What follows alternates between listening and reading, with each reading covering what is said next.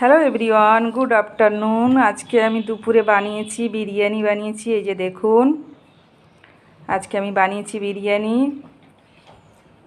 কারা বিরিয়ানি খেতে ভালোবাসে তারা নিশ্চয়ই কমেন্ট করবেন, আর যারা ভালোবাসেন না, ভাত ভালোবাসেন আমার মতো, তারা এটাতে কমেন্ট করবেন। আমি আমার জন্য বানিয়েছি পটল ভাজা আর দই মাছ। দেখুন, আমি আসলে বিরিয়ানিটা খেয়ে করে করতে পারি না, মানে আমার মনে হয় না আমি খাবারটা খেয়ে শান্তি পেয়েছি। তাই আমি